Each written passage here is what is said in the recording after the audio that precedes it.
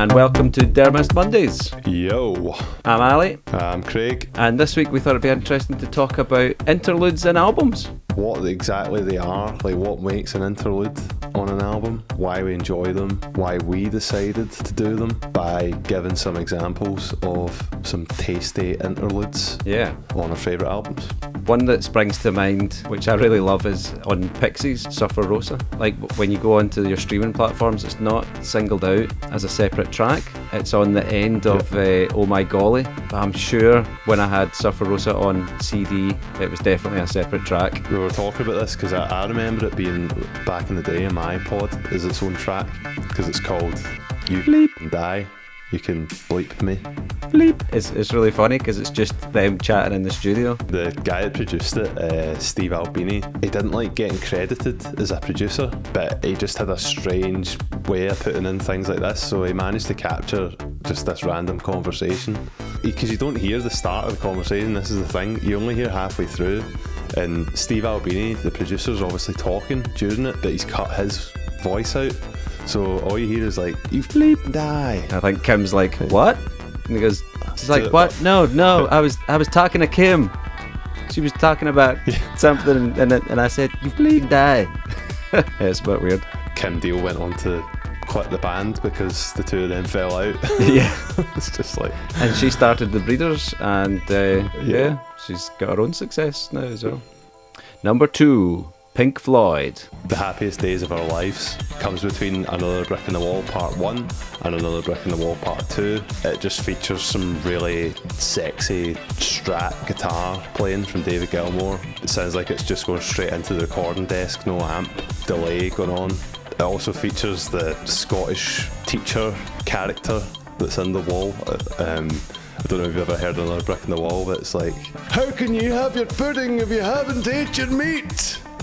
Then they recognises that, but just before that he's like, yeah, yes, yeah, stand still, laddie. There's the sound of a helicopter as well. I don't know why the teacher's in a helicopter hunting down Roger Waters when he's a schoolboy. I don't know. Teachers going to war. What, do you think he's like relating his dad going to war to him going to school and it being like war? I don't know. But it's not.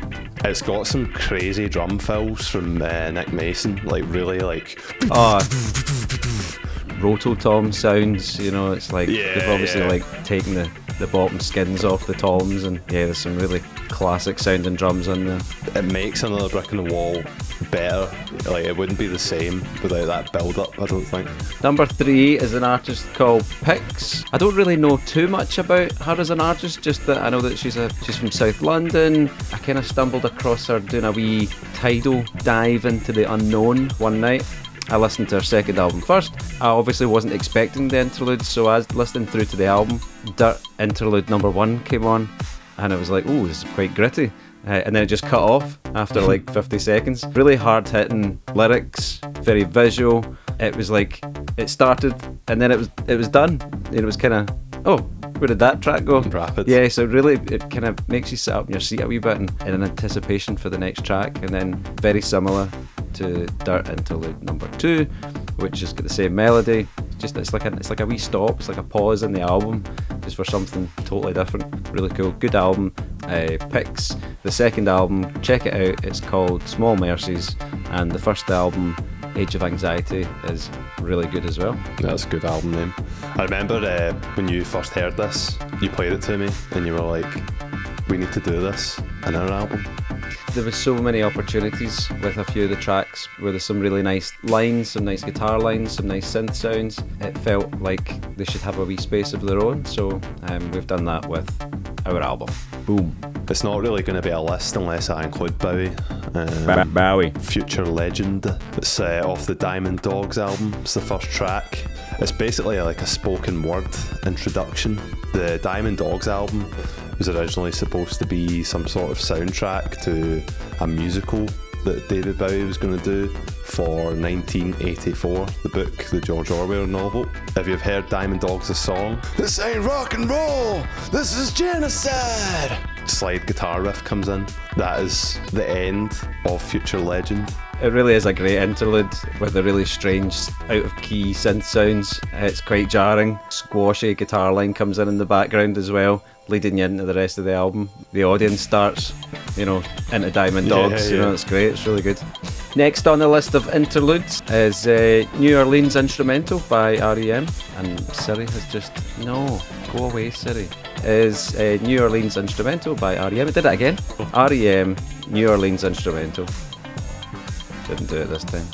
It's off the album Automatic for the People, one of my favourite R.E.M. albums. Quite an emotive album. It follows into Sweetness Follows. It is a bit of an emotional roller coaster, and the interlude really just sets you up, for for the floodgates to open if you're in that mood.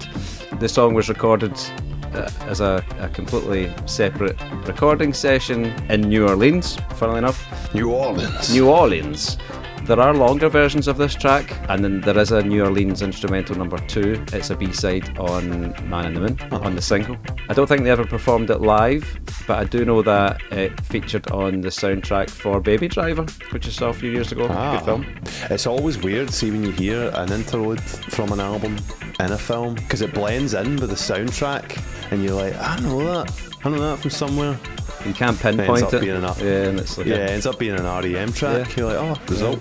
Next. I've actually got this one playing in my ears right now. Playing in your ears right now. You can't hear it, but I can hear it. It's a Earth, Wind and Fire interlude.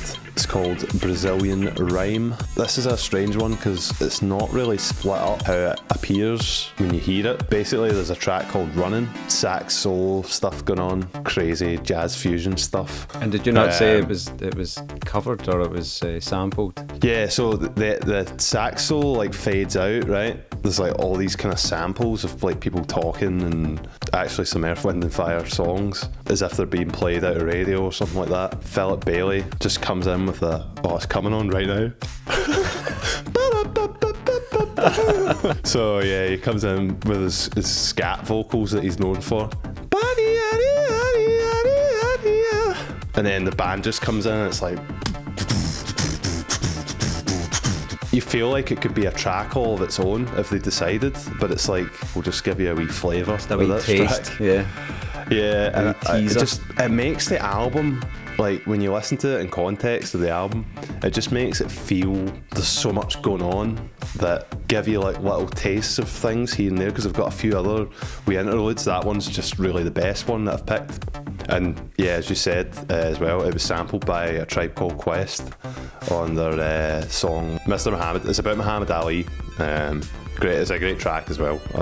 A Tribe Called Quest. So yeah, check that out as well if you've not heard it.